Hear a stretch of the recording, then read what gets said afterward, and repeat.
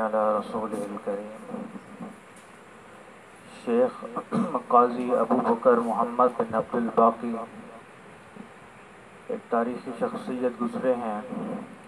اللہ نے ان کو بڑے مال و دولت سے نوازا تھا۔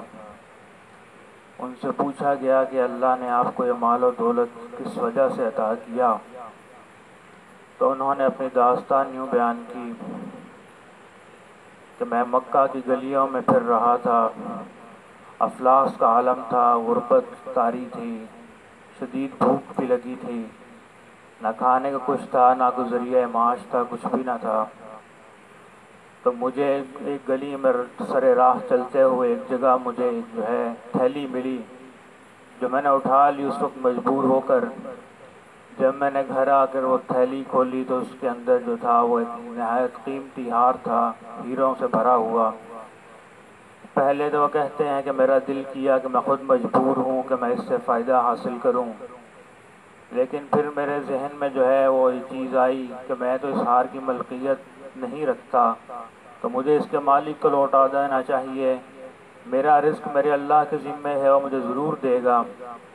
چنانچہ وہ کہتے ہیں کہ میں ہار لے کر اسی کشمکش میں باہر نکلا تو ایک بوڑھا شخص مجھے ملا جو یہ منادی کرتا پھر رہا تھا کہ جو میرا ہار مجھ کو لوٹائے گا میں اس کو 500 دینار دوں گا۔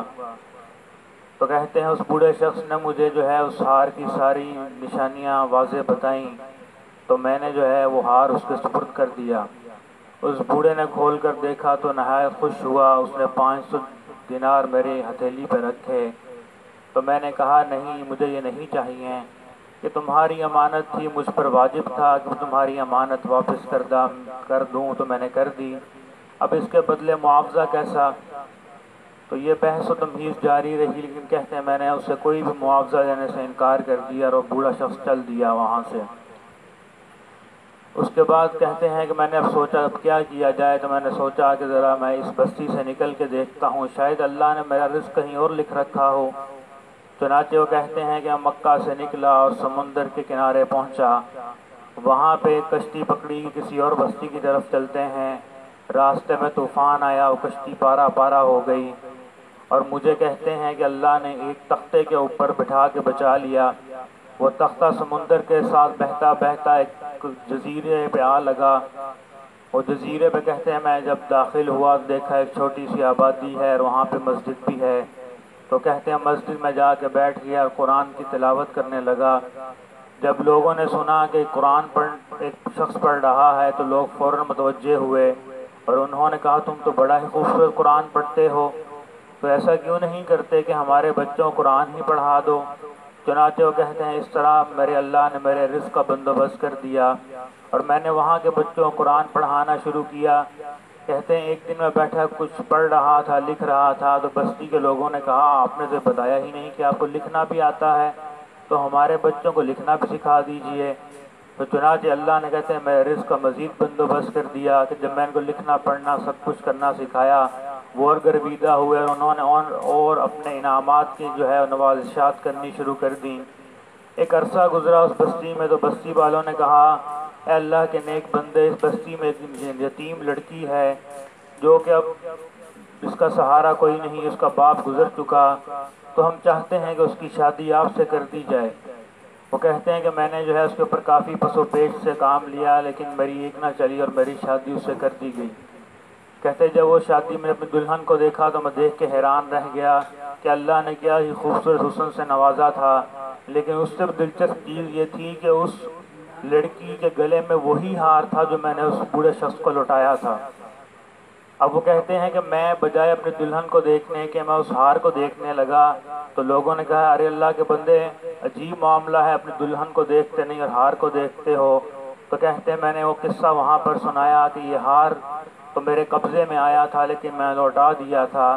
تو بستی کے اکبر لوگوں نے کہا اللہ اکبر، کہ یہی وہ لڑکی ہے، اسی کے باپ کے پاس وہ ہار جو تھا اسی کی ملکیت تھا، اور اس کا باپ ساری زندگی تمہیں ڈھونڈتا ڈھونڈتا مر گیا، اور وہ اکثر دعا کیا کرتا تھا کہ اے اللہ مجھے اس نوجوان سے ملا دے کہ جس نے یہ ہار مجھ کو لوٹایا، تاکہ میں اپنی بیٹی کا رشتہ اس سے کر سکوں۔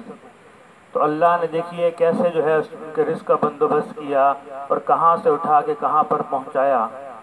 تو حضور نے فرمایا صلی اللہ علیہ وسلم، جو شخص اللہ کے لیے کوئی چیز چھوڑ دے تو اللہ اس سے بہتر سے اس کو نوازتے ہیں۔ تو اللہ رب العزت نے ارشاد فرمایا وَمَن يَتَوَكَّلْ عَلَى اللَّهِ فَهُوَ حَسْبُهُ، اور جو کوئی اللہ پر توکل اختیار کرے تو وہ اس کے لیے اللہ ہی کافی ہے۔ تو حضرات محترم، آج کل ہر وقت جو ہے ہر طرف مارا ماری کا عالم ہے۔ ہم میں سے ہر شخص دوسرے کے اوپر چڑھا چاہتا ہے، چاہے جاب ہو یا کچھ بھی ہو۔ میں چاہتا ہوں کہ میں اگلے کو گرا کے آگے بڑھ جاؤں، دوسرا چاہتا ہے وہ مجھے گرا کے آگے بڑھ جائے۔ توکل نام کی چیز ہی موجود نہیں، اللہ کے اوپر کوئی بھروسہ ہی نہیں۔ ارے اللہ نے آپ کا رزق لکھ رکھا ہے اور وہ طریقے بھی لکھ رکھے ہیں جن سے آپ کو ملنا ہے۔ اب اس کی اپنی اسکیم ہے کہ وہ کب آپ کو کتنا عطا فرمائے۔ ذرا اس کے اوپر توکل کر کے تو دیکھیے، ذرا ایمانداری کے ساتھ چل کے تو دیکھیے۔ آپ کیا سمجھتے ہیں کہ ایمانداری کوئی مول ہی نہیں؟ ایمانداری کا بالکل مول ہے۔ ہم کیوں ہر وقت دوسروں کے پیچھے لگے رہتے ہیں، یا کیوں اس بات سے پریشان رہتے ہیں کہ دوسرے میرے پیچھے لگے ہیں؟ جو کرتا ہے اس کو کرنے دیجئے۔ کچھ سکیمیں جو ہیں انسان لڑاتے ہیں اور کچھ سکیمیں اللہ لڑاتے ہیں۔ وَمَكَرُوا وَمَكَرَ اللَّهُ وَاللَّهُ خَيْرُ الْمَاكِرِينَ، اللہ سب سے بہترین جو ہے وہ پلان کرنے والے ہیں۔ تو اللہ کے اوپر آسرا کیجئے، اللہ کے اوپر توکل رکھیے کہ وہ خالق ہی نہیں، وہ مالک ہی نہیں، وہ پالنہار بھی ہے، وہ رازق بھی ہے۔ تو اس کے رزق جو ہے اسی سے مانگیے کہ مالک جتنا آپ نے مجھے رزق عطا کر رکھا ہے اس میں برکت عطا کر دیجئے، اس میں فراوانی عطا کر دیجئے، اس میں خیر رکھ دیجئے۔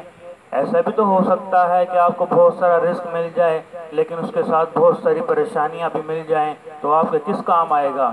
تو اللہ پر توکل رکھیے اور اس سے خیر و برکت مانگتے رہیے کہ پالنہار وہی ہے، رازق وہی ہے، پروردگار وہی ہے، خالق وہی ہے، مالک وہی ہے۔